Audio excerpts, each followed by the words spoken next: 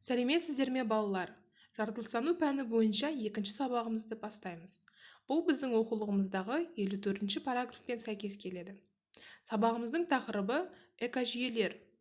Оқу мақсаты экожүйе ауысымдарының себептерін түсіндіру. Бұл мақсатқа жету үшін біздің екі сабақ мақсатымыз бар. Біріншісі экожүйенің ауысуына алып келетін факторларды анықтау, екінші экожүйенің өзгеруінің нәтижесін талдау. Бірінші мақсат бойынша алдымен экожүйелерге тән белгілерді анықтап алайық. Экожүйелер тұрақты, экожүйелер өздігінен реттеледі, экожүйелерде сандық және сапалық өзгерістер болады, және экожүйенің құрамында қарапайым және күрделі бірлестіктер аралас болады. Енді экожүйенің ауысуына алып келетін факторларды немесе себептерді жіктейік. Олардың үш түрі бар: биотикалық факторлар, абиотикалық факторлар және антропогендік факторлар. Биотикалық факторлар дегеніміз жанды табиғаттың әсерінен пайда болатын өзгерістер. Мысалға, симбиоз, паразитизм, жыртқыштық. Симбиоз дегеніміз екі ағзаның бір-біріне пайда алып келе отырып әрекеттесуі. Паразитизм бір ағза екінші ағзаға зиянын келтіре отырып әрекеттесуі. Ал жыртқыштық қорек және қоректі пайдаланушы ағзалар арасындағы әрекеттесу. Абиотикалық фактор дегеніміз жансыз табиғаттың әсері. Мысалға, жарық, қысым, ылғалдылық, температура, ортаның құрамы немесе pH көрсеткіші. Және үшінші фактор бұл антропогендік, яғни антропос адам деген мағынаны білдіреді, яғни адамның әрекетінен туындайтын өзгерістер. Мысалға, адамдар бір нәрселерді жасап соғады, немесе керісінше бұзады, техниканы пайдаланады, өнеркәсіп орындарын соғады, немесе автокөліктер арқылы қоршаған ортаға әртүрлі зиянды заттарды, газдарды бөлуі. Енді симбиозға тоқталатын болсақ, мысалға, тірі табиғатта ағаш тамырлары мен саңырауқұлақтың тамырларының әрекеттесуі.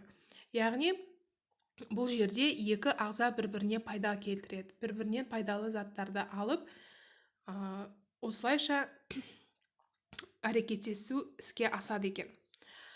Екінші түрі паразитизм. Мысалға, жануарлар әлемінде масаның адам ағзасынан немесе жануар ағзасынан қанын сорады.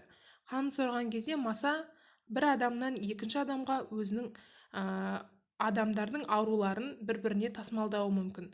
Яғни бұл бір ағзаның екінші ағзаға зиянын келтіріп әрекеттесуі. Және үшіншісі жыртқыштық, яғни жемтік пен жыртқыштың арасындағы әрекеттесу.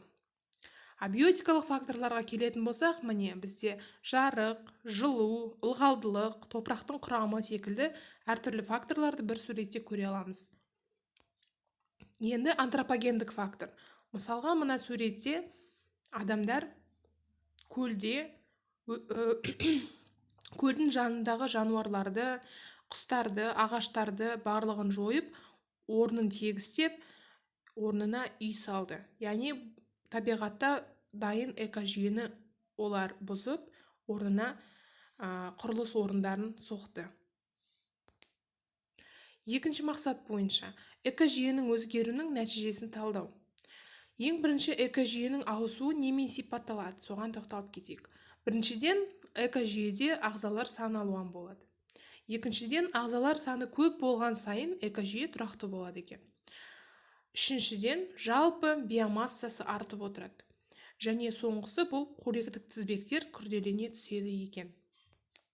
Мысалға, мына орман экожүйесінің бұзылуына алып келетін екі факторды айтуымызға болады. Яғни абиотикалық фактор ыстық температураның әсерінен ормандардың өртенуі, немесе антропогендік факторда болуы мүмкін. Орманда адамдардың отты дұрыс пайдаланбау нәтижесінде орманның өртенуі. Мысалға, тұтанған темекіні тастап кетуі. Алайда бірнеше жылдар уақыттар өткеннен кейін орманның орнында бірінші жылу сүйгіш өсімдіктер, одан кейін бұталы ағаштар, одан кейін үлкен ағаштар пайда болады екен, қайтадан өседі екен. Бірақ та бұл процестің жүруіне өте ұзақ уақыт керек. Су айдынының тартылуы.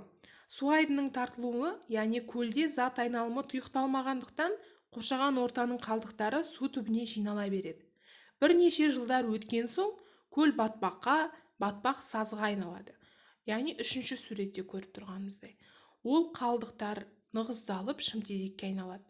Су мүлдем азайғанда ол жерде алдымен жарық сүйгіш өсімдіктер, кейін шалғынды өсімдіктер өсе бастайды. Осылайша шалғын экожүйесі қалыптасады екен. Сукцессия.